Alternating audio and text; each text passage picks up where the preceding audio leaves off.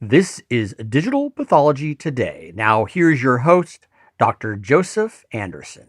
The Armed Forces Institute of Pathology, or AFIP, was in existence from 1862 to 2011. Many of us in pathology know it as the publisher of the tumor fascicles, or the Atlas of Tumor Pathology, which dated back to 1947, as well as a center of consultation and tissue repository unparalleled anywhere in the world.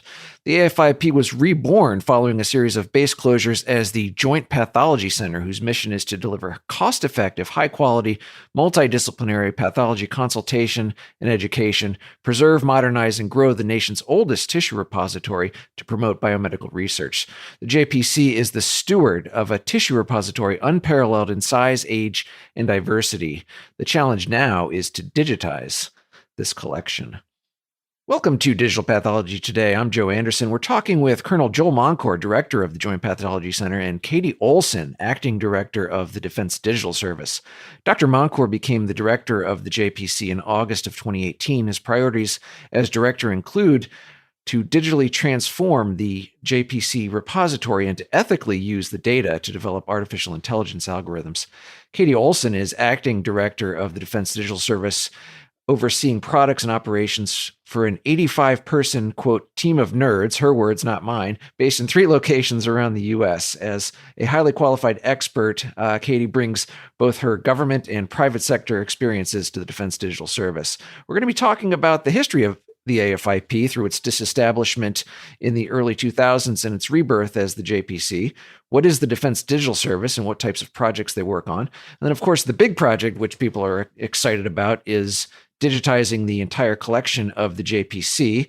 We'll get an idea of the size and scope of the project, how extensive the collection is, and what, if any, focus there is on particular disease types. And AI, of course, seems to be a very hot topic, particularly in digital pathology. How will AI be incorporated into this project?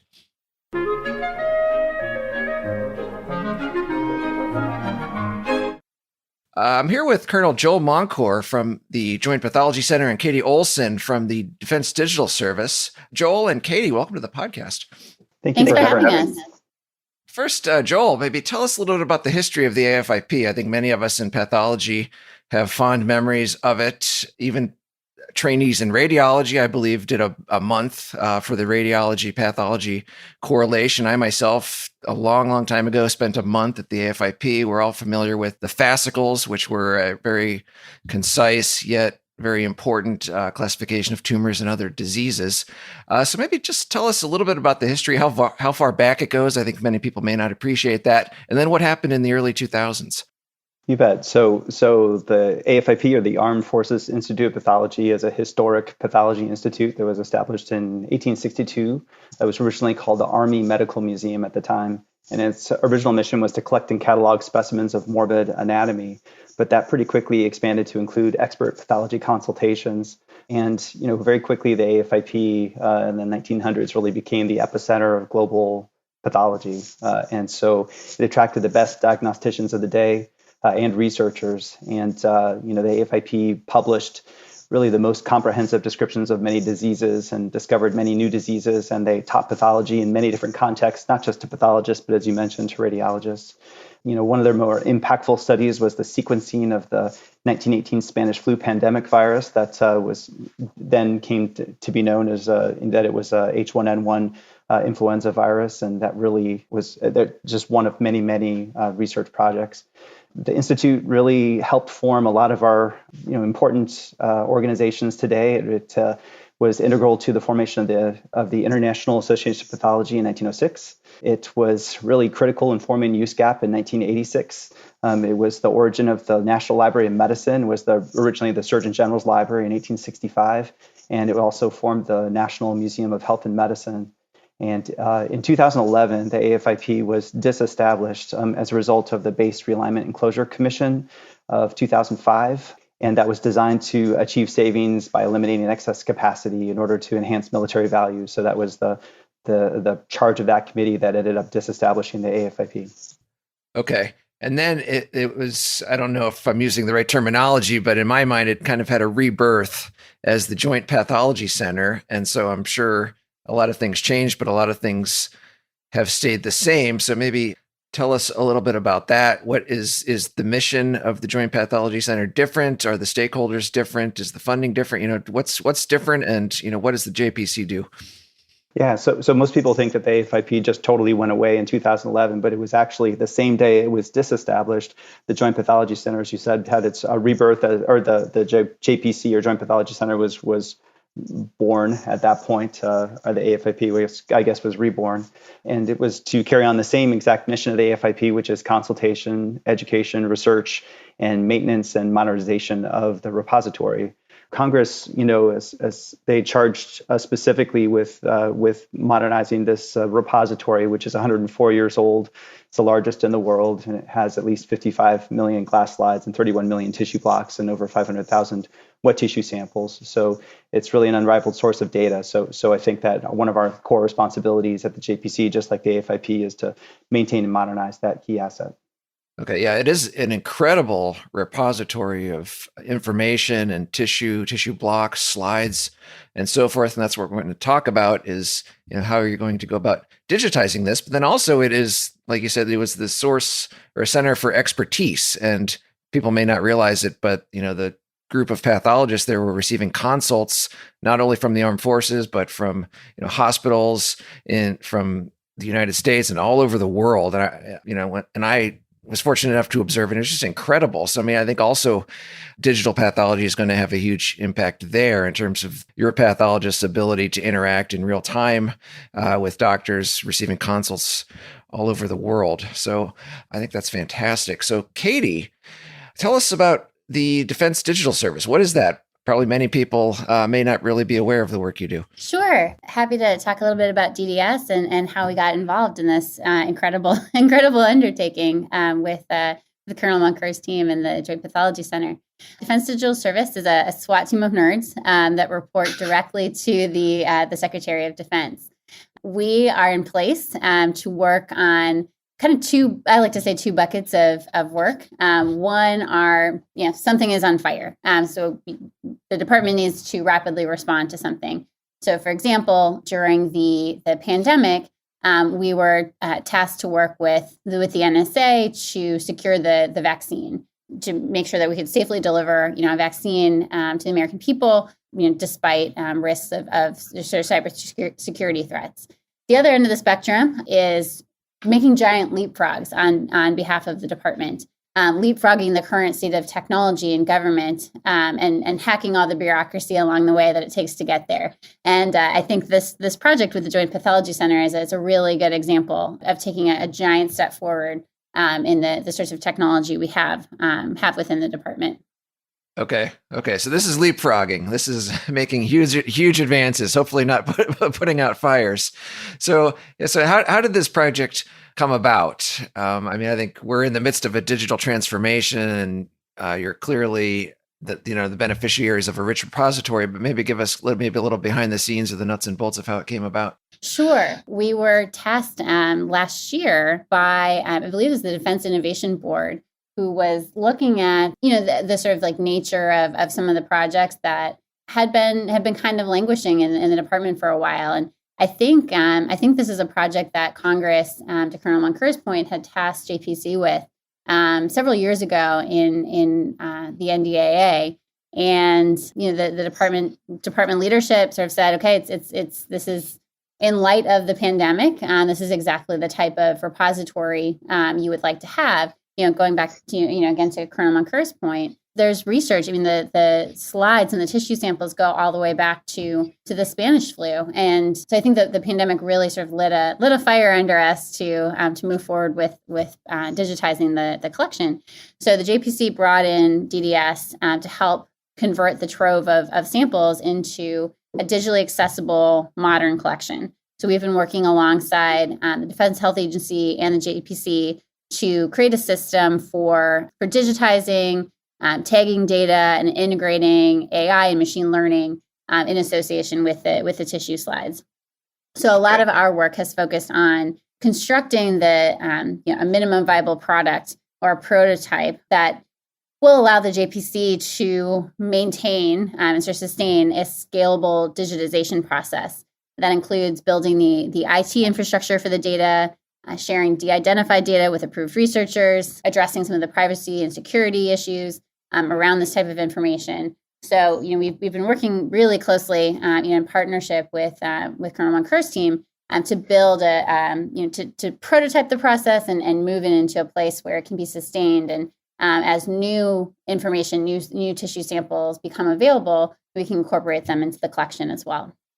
Okay, and then before we get back to Colonel Moncur, maybe you just said something about privacy concerns and other IT aspects, for lack of a better term. So how big of a deal is that? How big of a concern is privacy, keeping data safe? We're going to be generating lots of data. We're going to have outside physicians, outside vendors, as we'll get to, are going to be involved. So how do you keep the data safe? So it's been a big part of the focus of our work. As you said, we anticipate that outside researchers will be able to access the digitized repository remotely, which will greatly accelerate the repository's use for machine learning algorithms. So we want to ensure that as we allow for outside collaboration, we're modernizing the repository in a way that also sort of protects the data. So, an example of that might look like, very physically, you have to have scanners that scan the tissue slides. And so we did a security analysis of the actual scanning machines themselves. So it's taking security in every step of the way, every piece of the system that touches the data, making sure that we're doing a security assessment with the security researchers on our team. With the data itself, part of the work of organizing it into collections is also making sure that the data has been de-identified before it's shared with researchers. Okay. Yeah, I think you mentioned COVID-19 and the global pandemic obviously is taking center stage in many of our lives and a lot of what we do. And I saw the center was featured on 60 Minutes in talking about how the military is going about creating solutions for the pandemic. And then also Joel mentioned that you had tissue blocks, or the JPC had tissue blocks from patients from the 1918 Spanish flu. So I think number one, it's amazing how the technology in pathology is largely unchanged. Joel, did they use paraffin? What were those blocks made out of from 1918? They're paraffin blocks, exactly, just without the plastic holders that we're accustomed to today. Right. Yeah, that's incredible. So I think it highlights that you do have a rich repository, but there's very many different types of disease. And so the pandemic, which, you would say is infectious disease, is right now kind of taking center stage. But the AFIP and the JPC were a repository for all types of disease. And so I think it's easy to get myopic and, focus on your area of interest. But maybe, Joel, could you give us an idea of the size and the scope of the project? Is it focusing on one type of disease, or is it many different types of diseases? What does the collection consist of? And is there a focus or a preference, say, for cancer or different types of cancer, for example? Yeah, there's a lot of questions there. So let's see. So the repository is, again, it's the largest in the world, and it was officially assessed in 2006 and found out 55 million glass slides and about 31 million tissue blocks. And that was last assessed in 2006. With regards to digitizing it, our focus is unequivocally on this process that was described as the minimal viable product, which is the end-to-end process for digitizing it that we can scale at a later time. So that's really where our focus is right now. But with regards to what we intend, well, let me just back up. And you asked what's in there, So it's really the full spectrum of diseases. Fortunately, it's because a lot of these are consultation cases. They're enriched for the most challenging, interesting, oftentimes rare diseases that affect humans, and we even have a veterinary pathology branch, so that path as well. They range from infectious diseases to also interesting cancers of all different organ systems, and so it's quite comprehensive and really very interesting. With regards to what we're digitizing, we are taking again, as we scale the process, we'll take an encyclopedic approach to try to scan these slides, especially the ones that are grading with time, so that we can preserve them. They won't be lost. But then also to focus on specific disease collections. We have a lot of very high value collections. One of them collections that's really, we have a lot of infectious diseases. And so we've actually already scanned, tens of thousands of infectious disease slides to use those for prototype algorithms. We also have, I think, probably one of our highest quality collections is our prostate cancer collection. And that's because it was, for many reasons, it's one is that it's been analyzed. Each case since the early 90s has been, as part of this collection, has been analyzed by one of our world-renowned genitourinary pathologists, Dr. Isabel Sesterhen. It's also, we have extensive metadata with that collection of cases because they were formed as a collection from the outset. So we're interested in scanning collections like that as well. So again, both an encyclopedic approach and also a disease-oriented approach is how we're handling that. Okay. Having such a rich collection, collaborators are going to be very clinical, and pathologist collaborators, I think, are going to be very interested in working with such a collection because it is such a rich repository, particularly if it's correlated with outcome. So how do you go about prioritizing access to a collection, like you said, for example, the prostate cancer collection, which is going to be so valuable as we look to find solutions to help better manage patients with prostate cancer? Yeah, I think that first and foremost, we're an organization that serves the military. We're part of the military, so we're looking at diseases that really affect the readiness of our force, and so that's one of our filters. And then I think that we are really just interested. There are certain areas, as you're probably well aware, where machine learning algorithms are more developed. Prostate cancer happens to be one of them, and so we're interested in supporting groups that already have algorithms under development so that we can support those types of efforts. And I think that one other very important measuring stick for us has to do with the ethics, as was mentioned before.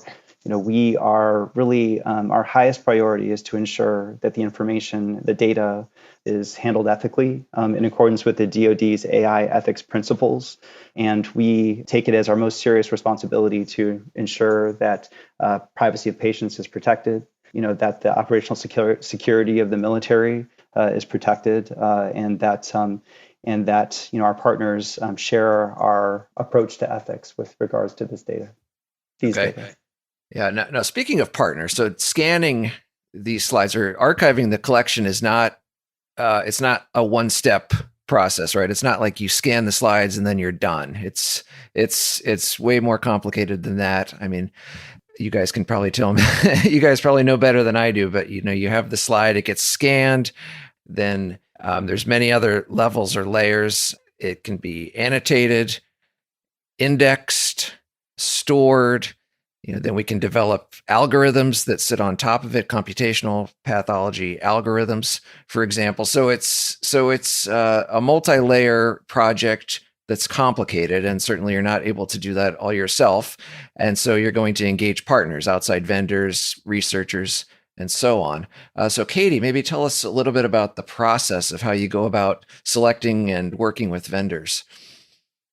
Sure. So we wanted to make sure that we're creating an end-to-end process here. And there's individual, there's sort of individual, I guess, companies that you would need to engage outside services for different aspects of the work. And one of the things that we do well at DDS, because we bring in, so our team is just here for a couple of years. They come in from the private sector, to serve their country for a couple of years, and then typically go right back. So they have sort of a, fine tune for asking the right questions, getting really clear RFPs, running a selection process to make sure that we're getting exactly the technology we need to bring to the process. So for example, there might be, a company that's working with us directly on providing the scanning machines, as was said earlier. So we wanted to make sure that as we're architecting this end-to-end process, we're sort of very thoughtful about the vendors that are selected, to come in to offer different services throughout the process. But the other piece of this is that we're staying engaged throughout the entire development of the end-to-end solution. So we're not just turning it over to the private sector and saying solve this problem. We're trying to be really thoughtful about from a user perspective. What are the different, sort of stages, as you mentioned, all the way from, starting with the scanning all the way through individual researchers that we need to sort of think through.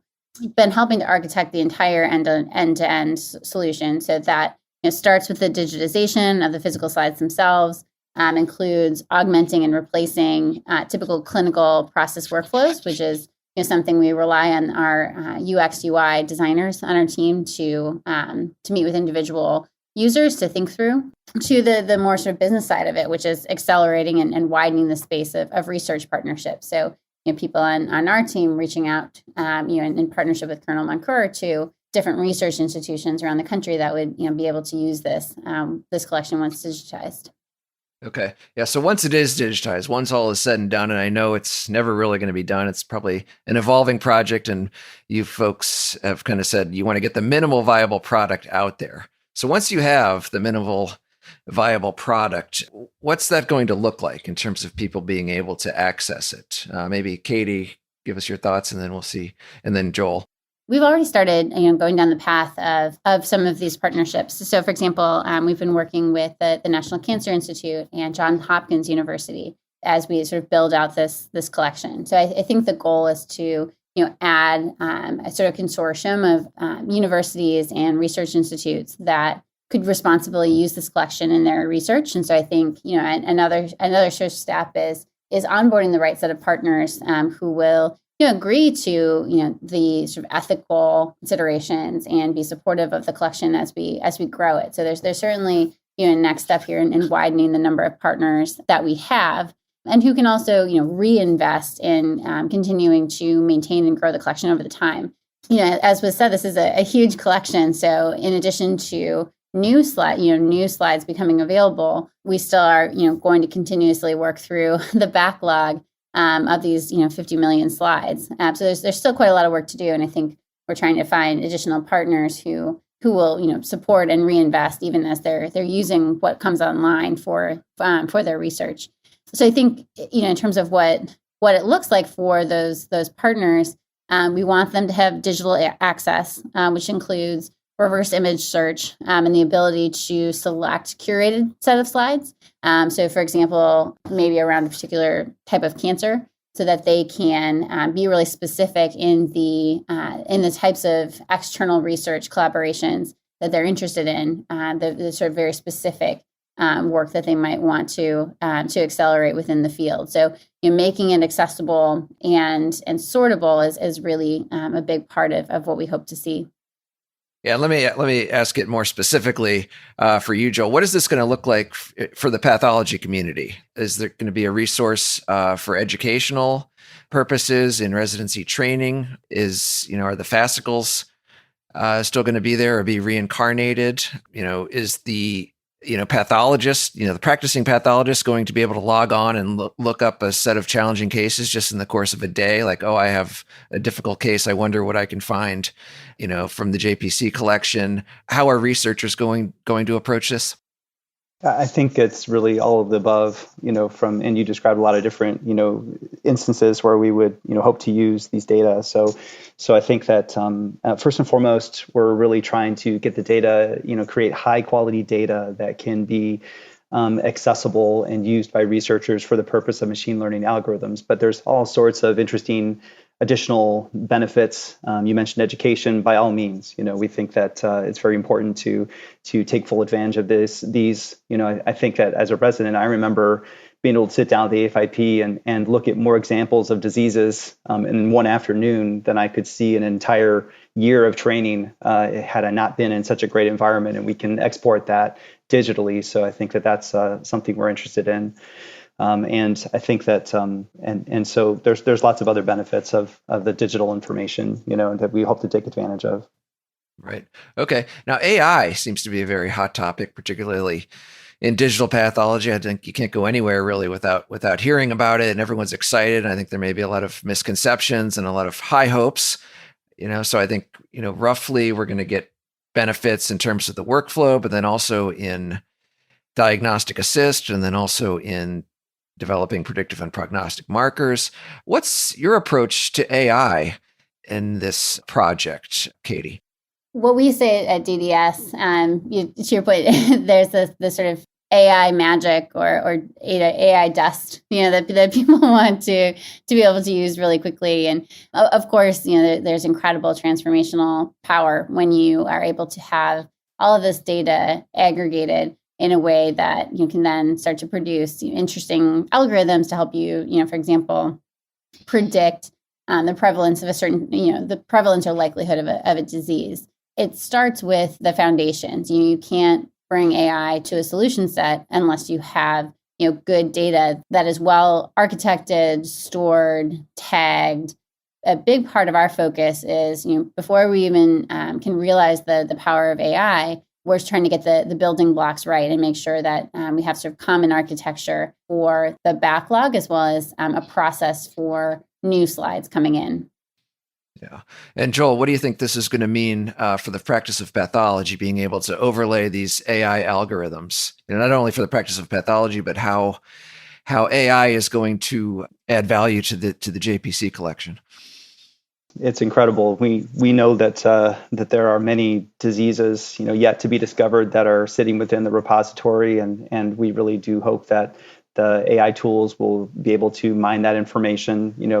Katie mentioned the reverse image search. It's a capability we're very excited about, to identify interesting case that may represent a unique entity and to be able to search the archive for examples that have similar morphology. In my view, we're just very excited about creating these unique capabilities, and I think that we can all see that as we move forward, these capabilities are going to augment pathologists, and pathologists are going to become experts at applying the right application or the right algorithm in the right scenario to realize all the benefits, including increased reproducibility and quality and some unique capabilities that aren't currently capable with typical morphologic analysis. So yeah, we're very excited about it. And then of course there's also many unknowns, these are just the things that we can dream up right now. So we know that it all begins with high quality data. So that's where our focus is right now, is creating that high quality data so everything that comes thereafter is going to be possible.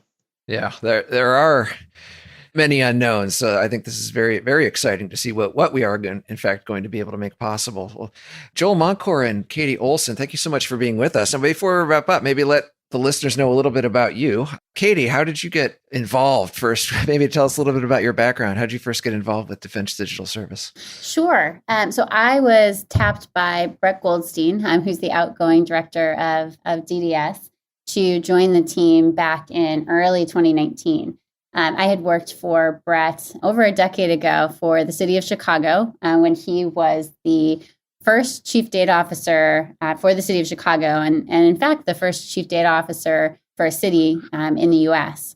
And so this problem of data is near and dear to my heart, because one of the first projects that I worked on with Brett was how do we aggregate and organize city of Chicago data, transportation, water, infrastructure, et cetera, to make it broadly usable by city commissioners. So I've been working on this type of work for a long time, and I'm really excited that I get to bring that background into the Department of Defense and work with incredible partners like the JPC and Colonel Moncur.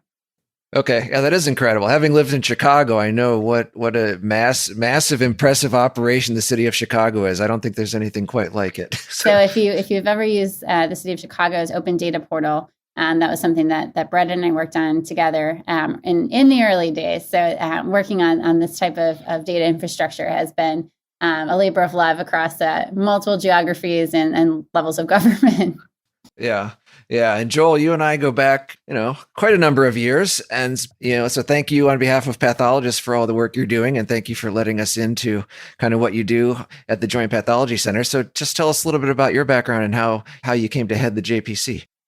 Oh my, let's see. So I went to Dartmouth Medical School, and interestingly had some experience with telemedicine with Dr. Joe Rosen way back in around 1996, 1997, where we implemented a telemedicine system there. But I accepted a scholarship from the Army to pay for medical school, and that began this very interesting journey of becoming a military officer, and in my training at Walter Reed Army Medical Center in my pathology residency, I got a front row seat to see people like Keith Kaplan, if you know Dr. Keith Kaplan, implement telepathology system across the entire military health system using robotic microscopes. And I then went on to become a molecular and genetic pathologist, which is interesting because it involves all sorts of algorithms and bioinformatics pipelines and integrating data and all the things that perhaps set me up for artificial intelligence and this work that we're doing now. But I was the chief of pathology at Walter Reed National Military Medical Center for 5 years, and then was asked by my leadership to take directorship of the Joint Pathology Center, former AFIP, starting in 2018. When I did, it was this opportunity to. It was pretty clear there were a lot of interested partners that wanted to learn more about the repository and how it could be digitized. And so it was a very logical next step. And we've been just so fortunate to have all the support that we've had. The partnership with the Defense Digital Service has been absolutely wonderful. And we couldn't have done what we've done so far without them. And we look forward to continuing to work with them. That's a wonderful story. Let me ask both of you, what excites you and where do you see the field headed in the next 10 years or so, Katie? Well, I think what excites me about this project is that there's applicability across the entire department. I think not just at the Defense Health Agency and the Joint Pathology Center, but I think when we look across all of the DoD services and components, we are at a really interesting stage where we have some incredible data collections. And, of course, it's sort of the same thing. Everyone is very excited about the potential to utilize AI and ML.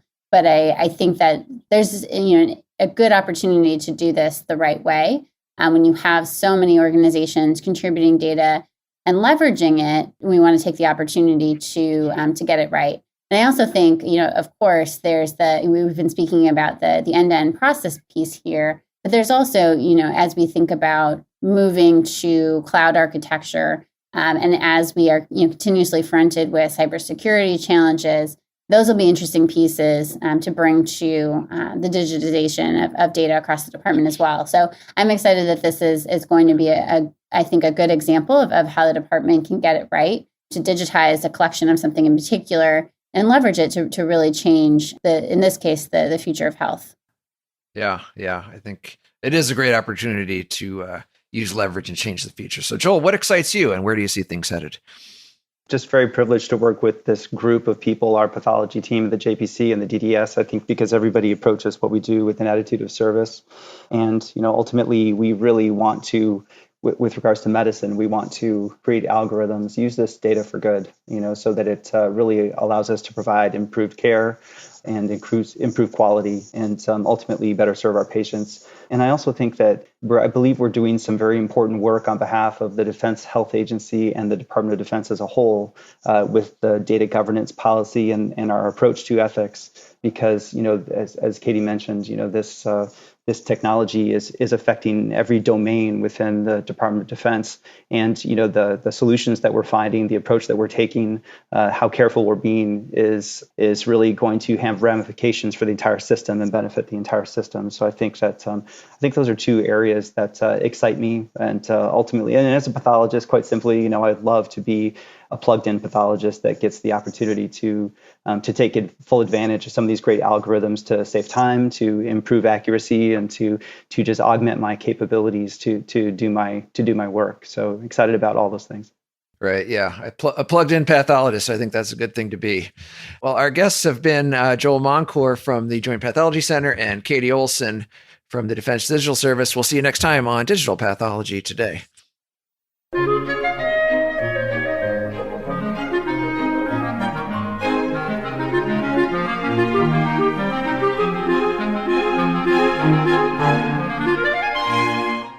This has been Digital Pathology Today. Please be sure to subscribe. Thanks for listening.